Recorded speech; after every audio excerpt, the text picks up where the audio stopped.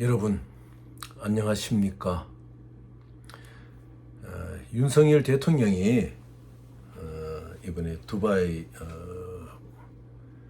방문 시에 이런 말을 이제 우리나라 기업인들에게 했지요. 나는 대한민국의 영업사원이 되겠습니다. 참 이 말이 뭐 대통령께서는 어떤 의미로 하셨다기보다도 열심히 이제 우리 대한민국의 외화 획득의 길을 여는 대통령이 되겠다 이런 의미겠지만은 참 굉장히 우리 국제 금융을 관심을 갖고 이 일에 종사하는 사람들로서 아주 그 관심 깊은 이야기거든요.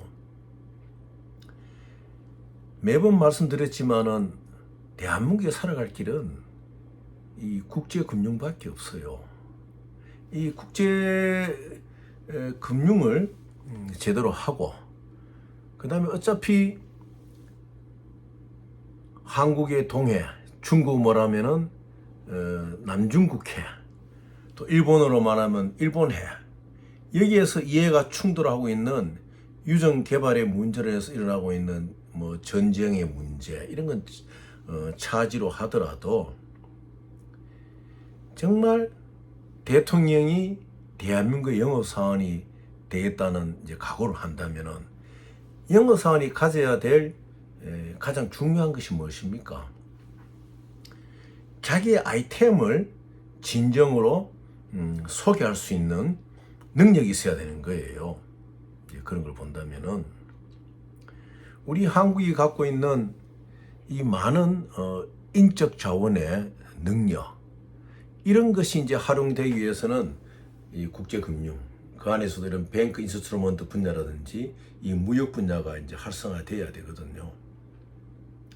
한국투자공사가 뭐의 투자를 잘못해가지고 몇십조, 몇백조를 날리는 것을 뻔하게 보고 있을 것이 아니고, 작은 거 하나라도 이 나라의 중소기업, 무역업자들이 무역금융을 제대로 할 수 있는 이것을 국제금융과 잘 절충시켜가지고 각 지방단체부터 중앙정부에 이르기까지 그 기업의 규모에 따라 이런 뱅크 인스트루먼트를 지원할 수 있는 펀딩 파운데이션을 가져야 됩니다. 그렇게 해야만이 정말로 대통령이 영업사원으로 나가는 데 있어 가지고 우리 국가가 갖고 있는 저력을 밑받침으로 해가지고 일을 해야 되거든요. 국가의 국가의 크레딧을 가지고 세계 무역 전쟁에 부딪히는 대통령이 되어야 되는 것입니다. 그걸 생각하면은 국내 정치가 지금 참 한심하죠. 그래서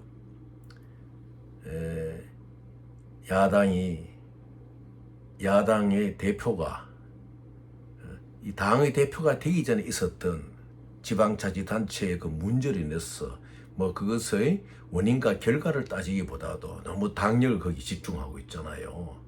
그것보다는 그 개인의 문제는 개인의 문제로 하고 정말로 정파를 떠나고 당을 떠나서 여야의 모든 국회의원들이 영업사원이 되어야 돼요.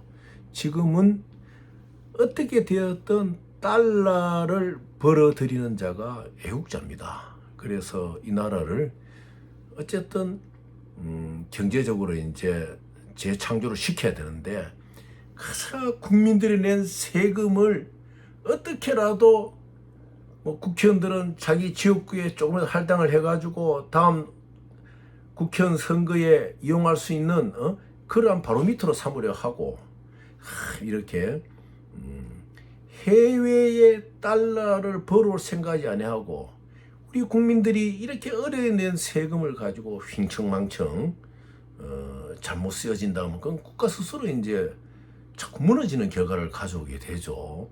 그러니까 대통령뿐 아니라 국회의원들도 영업사원이 돼야 돼요. 이제는 그렇게 해가지고 어쨌든 머리를 맞대가지고 이 국제금융을 활성화시키고 또 우리나라 이런 중소기업들이 무역에 활발하게 지금 활동을 하지 않습니까? 그런데 그 기업들이 갖고 있는 간 약점이 무엇입니까?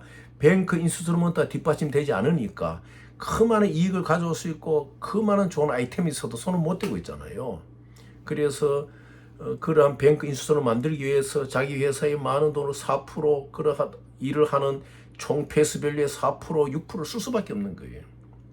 그러니까 이번 대통령이 영업사원이 되겠다는 그 의미를 말뿐이 아닌 영업사원이 아니고 이 우리 국가가 갖고 있는 달러를 벌어들이는 이런 시스템을 재점검해가지고 우리 상강무역도 활성화시켜주고 중소기업들에 대해 가지고 뱅크 인수처럼에 대한 이런 모든 밑받침을 할 수 있는 국가의 어떤 시스템을 이제 바꿔야 됩니다. 이제 그걸 바꿔야만이 우리가 이제 대통령이 영업사원을 할 수 있는 그런 길을 이제 바로 열어주는 거죠. 이번에 스위스의 다보스 포럼에 가가지고 그러한 시스템을 어떻게 바꿔 나가느냐 이제 많이 느낄 거예요. 그런 것을 이제 느끼고 오면은 참 좋다고 생각합니다. 오늘 제가 이런 그 하나의 영화 같은 스토리를 하나 이제 뭐 영화로도 제가 유럽에서 본 기억이 나는데 제목이 블랙북이에요. 블랙북. 블랙북이라는 이런 제목 하에서 일어나는 이야기인데 무엇이냐? 파리의 어느 마을에 레지당스 그러니까 이제 그 나치가 들어왔을 때 나치하고 싸우는 우리 비정규군 게릴라들 그죠? 예, 조국을 위해 가지고 비정규군으로 싸우는 레지당스가 있어요. 그 레지당스의 리더가 이제 추앙을 받으면서 그 나치의 군대들하고 뭐 게릴라전을 잘합니다 해가지고 파리의 유대인들도 구하고 또 자기의 백성들도 구하고 이렇게 나가는 거예요. 그런데 그 안에 무엇이 있었느냐?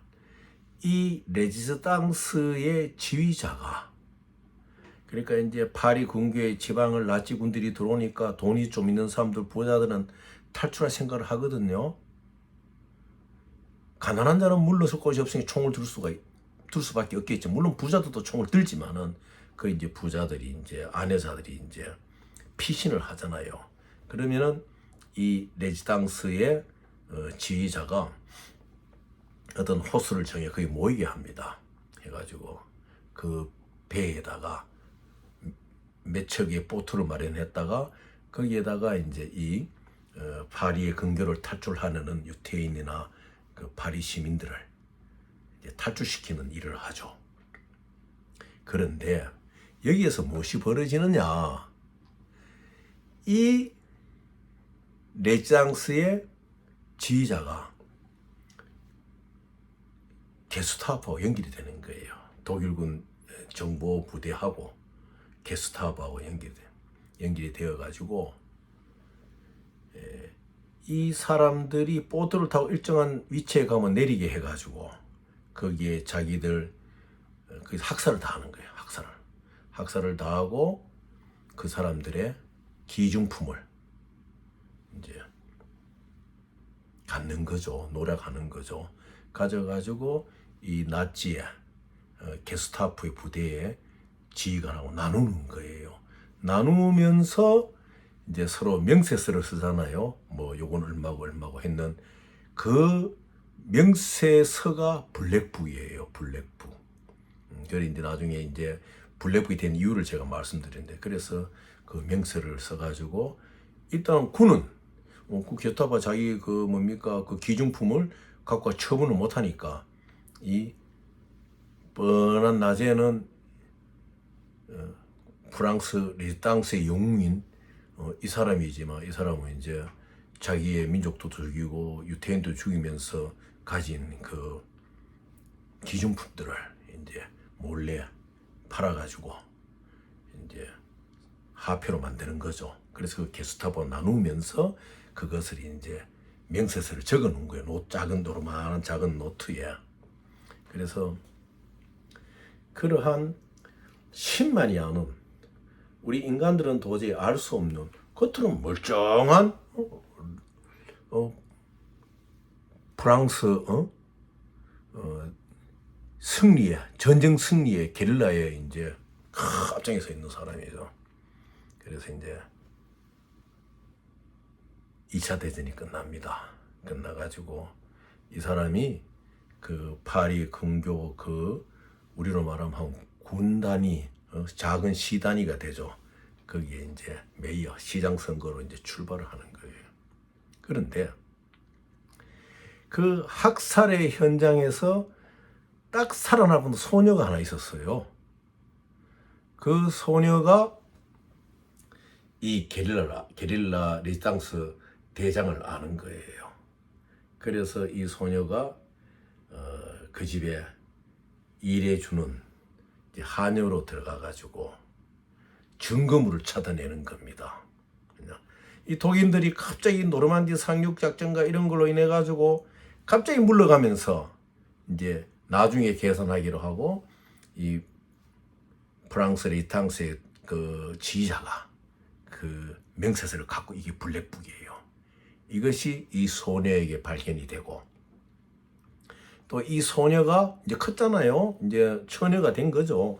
또 이 소녀가 이것을 가졌다는 것을 이 게릴라 두목이 알아요. 지금은 일종의 말하면 이제 시장이죠. 시장이 아는 거예요. 그래서 이 소녀를 이제 암살하려고 하죠. 그런데 이 소녀는 암살이 되지 않고 이 시장의 과거가 다 드러나면서 이제 뭐 우리로 말하면 도지사에 출마하려던 꿈도 사라지고 프랑스 최고 역적이 돼가 이제 현장에서 이제 사라지는 거죠. 그래서 그게 이제 블랙북이라는 제목의 영화로도 나왔었어요. 그런 게 있는데 우리 인간에게는 참 그러한 양면이 있어요.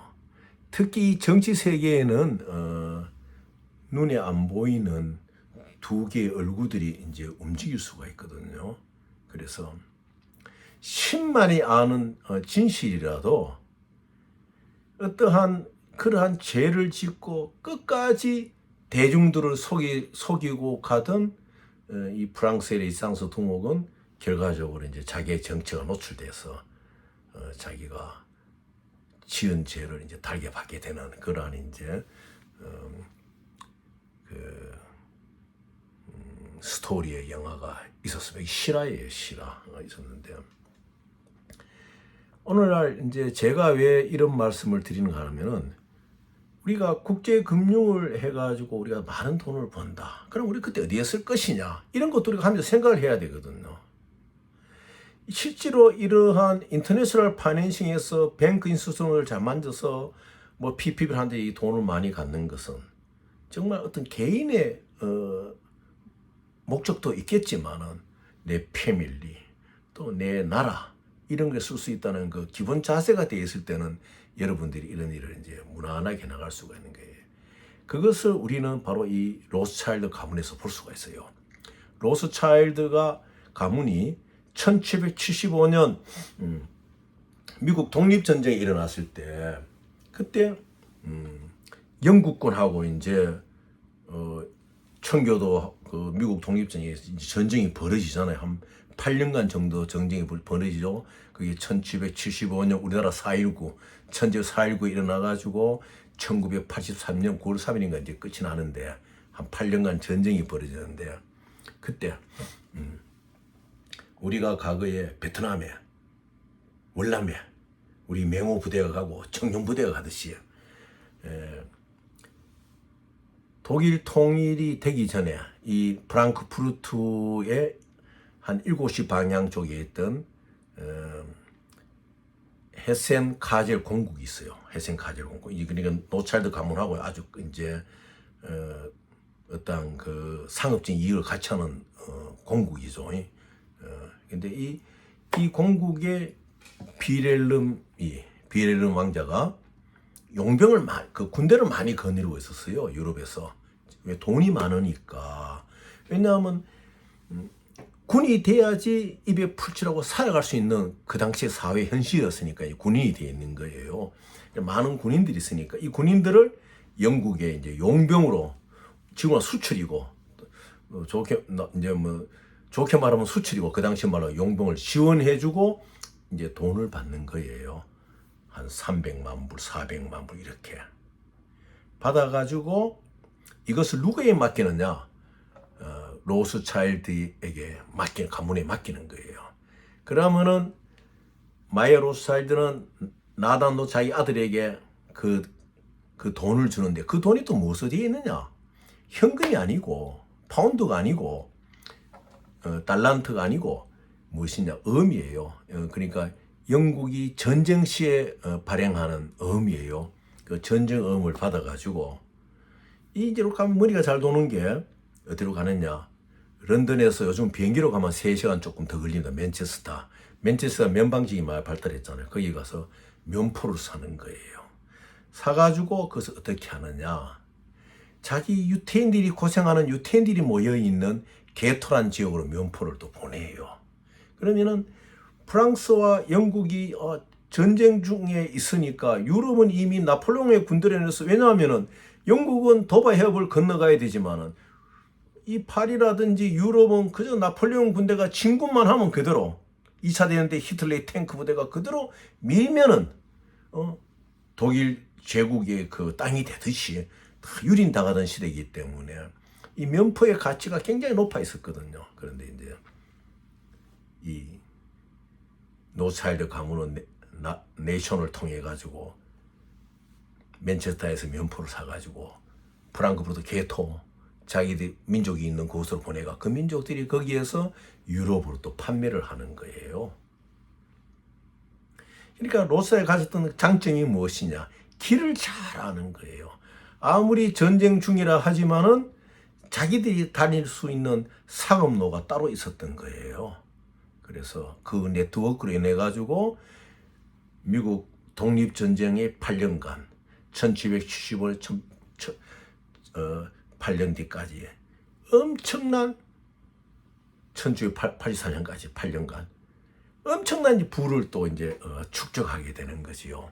그래서 한 인류사의 불행 속에서도 이러한 준비가 된 이 가문은 많은 돈을 이제 벌어 나갈 수 있는 그 힘을 가지고 있었고 또 이 버는 것이 자기들 패밀리만을 위한 것이 아니고 유택의 이제 프랑크푸르트니까 그 게토 지역에 전쟁을 해서 어려운 게토 지역에 자기 유태인 그 동포들이 어떤 살아갈 수 있도록 그 면포를 이제 맨체스터에서 이제 이렇게 갖다 주고 이익은 이익대로 가지면서 유태인 사회에서 또 유럽 사회에서 이제 인기를 이제 얻게 되는 거죠. 그래서 저는 이렇게 생각합니다. 이 우리 국제금융 강의를 듣는 여러분들 중에서도 이제 앞으로 국회의원도 나오고 또 대통령도 나오실 분 아니겠습니까? 그럼 오늘 앞으로의 대통령 그저 국민의 세금만 바라보고 그거 집행하고 우물안 깨부리가 되는 것이 아니라 국가가 갖고 있는 부의 크레딧을 등에 업고 대한민국의 영업사원이 돼야 되는 것이에요. 이런 노력을 해보지 않습니까? DLC를 만들어 보겠다, SBS를 만들어 보겠다, 브로펀드를 해보겠다. 얼마나 어렵습니까? 내가 사업을 해서 나오는 이익이 오버헤드가 8% 7%밖에 안 되는데 금융비용이 6% 5% 나간다면 그걸 할 수 있는 사람이 아무도 없거든요. 자, 그것을 누가 해주느냐? 국가의 크레딧이 그 뒤를 밑받침해 줘야 돼. 대통령이 진정으로 대한민국의 영업사원이 되겠다면 먼저 영업사원은 무엇을 준비하냐? 가방을 준비해. 그 가방은 대한민국의 크레딧을 자기 가방으로 탁 치워야 됩니다. 오늘 우리 여야의 정치인들이 뭐 여당은 또 앞으로 있을 당내의 그 대표 선거 때문에 또 야당은 그 한 주만 되는 아무 같은 야당의 대표의 권한의 어떤 방탄 때문에 이렇게 허송세월을 하고 있거든요. 바깥 세상은 지금 막 돌아가는 거예요, 지금. 그런데 너무 있어. 그래서 이번에 이번 기회를 해가지고 여러분들의 가슴 속에 생각하는 거, 그 대통령도 영업사원하고 우리도 이제는 대한민국 영업사원이 되기 위해서 이 국제금융의 뱅크 시스템을 확실하게 우리가 좀 알자. 그래서 여러분들 잘 그러기 위해서는 가장 항상 제가 강조하지요. 스캐머들한테 현혹이 되면 안 돼요. 지금도 이제 많이 또 이제 돌아다니기 시작해요. 여러분들 아시지 않습니까? 담대하게 은행에 가서 탁 내놓고 이거 확인해 주세요. 은행에 확인 못하면 저한테 메일로 보내주세요. 또 확인하고 이래서 여러분들이 꿈을 가지고 우리 이 안에서 앞으로 대한민국의 정치가들이 나와야 돼요. 그래서 셀즈맨이 돼야 돼요. 대한민국의 셀즈맨. 대한민국의 크리스를 안고 대한민국의 달러를 가져올 수 있는 셀즈맨이 될 수 있는 여러분 되기를 바라겠습니다. 감사합니다.